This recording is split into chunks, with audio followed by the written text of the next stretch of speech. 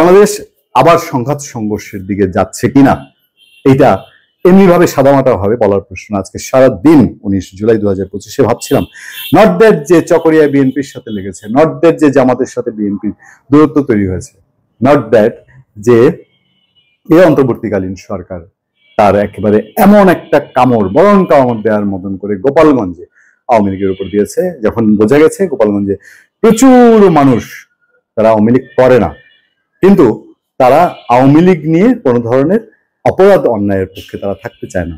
সেই সময়ে এসে আমাদের চোখে অনেকগুলো জিনিস পড়েছে যে রাজনীতিতে ইলেকশন বাংলাদেশে এটা একটা অনিশ্চিত হয়ে পড়েছে। ইলেকশন হলে পরে বিএনপি তো পাগলা ঘোরা, বিএনপিকে আপনি থামাতে পারবেন?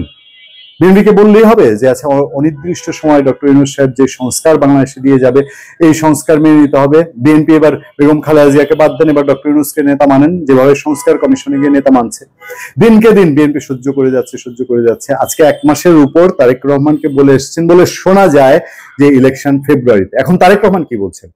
19 জুলাই এসে তারেক রহমানই প্রথম সন্দেহ করলেন আনুষ্ঠানিকভাবে, বিএনপির মহাসচিব না, বিএনপির স্থায়ী কমিটির সদস্য না, তারেক রহমান বলছেন যে নির্বাচন নিয়ে কোথায় যেন সন্দেহ নাড়াপালায়, এই সরকার কি আসলে নির্বাচন করতে পারবে কিনা, সরকারের কোনো একটা অংশ অন্য কারোর সঙ্গে মিশে নির্বাচন পিছাতে চায় কিনা।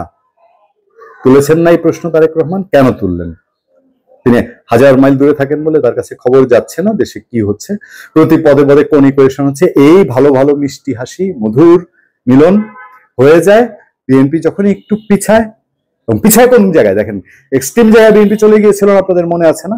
বিএনপি 2 জন উপদেষ্টার পদত্যাগ চায়, বিএনপি খলিলুর রহমানের পদত্যাগ চায়, প্রধান উপদেষ্টা, নিরাপত্তা উপদেষ্টা, 3 জনের পদত্যাগ চায়।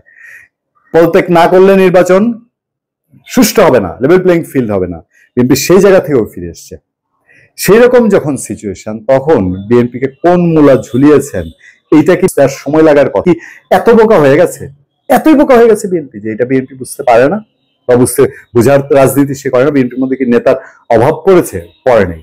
সেই জন্যই বলছি যে আস্তে আস্তে সবাই তো বলে যে আওয়ামী লীগের নাম করে আওয়ামী লীগ ধরো বলে এখন এমন একটা সিচুয়েশন তৈরি হয়েছে, সেই সিচুয়েশনে বিভিন্ন দিক থেকে নির্বাচনটা যেন পিছানো যায়। নির্বাচন পিছাতে এখন কি করতে হবে? এখন আর এই সংস্কার টাল্টিপাল্টি দিয়ে হবে না, এটাও যা খাওয়ানোর 1 বছর খাওয়ায় ফেলছে। সংস্কার টাল্টিপাল্টি দিয়ে হবে না, বিচার দিয়ে তো হবেই না, কারণ বিচার এটা আরো লং প্রসেস, অনেক লম্বা প্রসেস। তাহলে নির্বাচন পিছিয়ে হলে কি করতে হবে? নির্বাচন পিছিয়ে হলে দেশে একটা অকাণ্ড কিছু ঘটাইতে হবে। এই আলামত সবার মুখে মুখে না, আমরা শুধু বলছি তাই কি?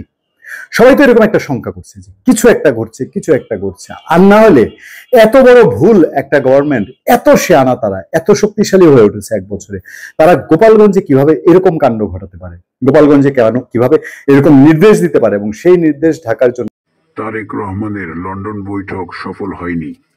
আমরা তো এই ধরনের সিচুয়েশন হওয়ার কথা না। সেই জন্যই বলছি দেশ কি নিশ্চিতভাবে কোন একটা সংঘাতের দিকে যাচ্ছে? এটা শুধু আমাদের কথা তো না, এটা রাজনৈতিক বিশ্লেষকরা বারবার বলছেন, দেশের বাইরে আলোচনা হচ্ছে, ইভেন দো আনুষ্ঠানিকভাবে অনেক পত্র পত্রিকা লেখা হচ্ছে, রাজনীতিবিদরা মঞ্চে বক্তৃতা দিচ্ছেন। ভালো থাকবেন, সুস্থ থাকবেন। আপনাদের সাথে আমি আতিক রহমান পূর্ণিয়া।